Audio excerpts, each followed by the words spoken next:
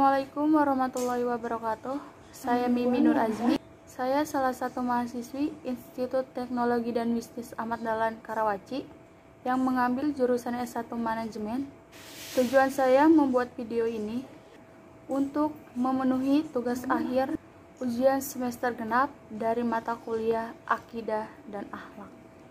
Di video ini saya akan membahas tentang hubungan antara iman, Islam, dan ihsan. Iman, Islam, dan ihsan adalah tiga kata yang maknanya saling berkaitan. Pokok-pokok ajaran Islam, iman dan ihsan ini telah diajarkan langsung oleh Nabi Muhammad SAW. Maka selayaknya setiap muslim harus mengerti bagaimana pokok-pokok agamanya tersebut. Sebelum kalian mengetahui hubungan antara iman, Islam, dan ihsan, sebaiknya kalian cari tahu terlebih dahulu perbedaan antara iman, Islam, dan ihsan tersebut. Dan cukuplah perbedaan antara iman, Islam, dan ihsan dijelaskan langsung melalui hadis syahih oleh Rasulullah yang malaikat pembawa wahyu, yaitu Jibril alaihissalam, melalui riwayat beberapa perawi hadis.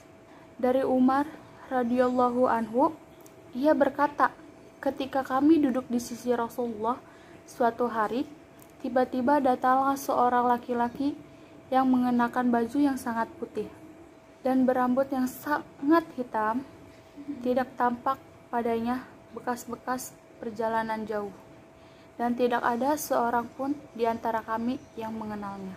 Hingga kemudian dia duduk di hadapan Nabi, lalu menempelkan kedua lututnya kepada Rasulullah, dan ia berkata, "Ya Muhammad, beritahu aku tentang Islam."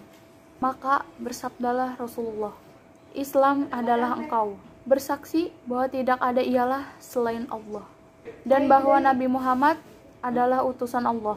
Engkau mendirikan salat, menunaikan zakat, puasa Ramadan, dan pergi haji jika mampu." Kemudian dia berkata, "Anda benar." Dan di sini kami semua heran. Dia yang bertanya dan dia pula yang membenarkan. Lalu beliau bersabda, "Engkau beriman kepada Allah, malaikat-malaikatnya, kitab-kitabnya, rasul-rasulnya, dan hari akhir. Dan engkau beriman kepada takdir yang baik maupun takdir yang buruk." Kemudian dia berkata, "Anda benar." Kemudian dia bertanya lagi, "Beritahu aku tentang ihsan." Lalu beliau bersabda lagi, "Ihsan adalah engkau beribadah kepada Allah seakan-akan engkau melihatnya. Jika engkau tidak melihatnya, maka dia melihat engkau. Kemudian beritahu aku tentang hari kiamat, kapan kejadiannya." Beliau bersabda, "Yang ditanya tidak lebih tahu dari yang bertanya." Dan dia pun berkata, "Beritahu aku tentang tanda-tandanya." Lalu beliau bersabda, "Jika seorang hamba melahirkan tuannya, dan jika engkau melihat seseorang bertelanjang kakinya dan dada, miskin dan pengembala domba, kemudian berlomba-lomba meningkatkan bangunannya. Kemudian orang itu berlalu dan aku terdiam sebentar. Kemudian Rasulullah bertanya, 'Tahukah engkau siapa yang bertanya?' Aku berkata, 'Allah dan Rasulnya lebih mengetahui.' Beliau bersabda, 'Dia adalah Jibril yang datang kepada kalian bermaksud untuk mengajarkan agama Islam.' Hubungan antara Islam, iman, dan ihsan. Orang bisa dikatakan muslim atau Islam apabila telah bisa melakukan amalan-amalan zahir yang terlihat seperti yang telah tertara dalam rukun Islam, dan bisa dikatakan memiliki iman atau mukmin apabila telah bisa melaksanakan amalan-amalan batin seperti yang telah dijelaskan oleh rukun iman. Lalu orang dapat dikatakan ihsan atau muhsin jika sudah bisa maksimal di amalan zahir, lalu digabungkan dengan kualitas maksimal di amalan batin. Dan disitulah terciptalah insan.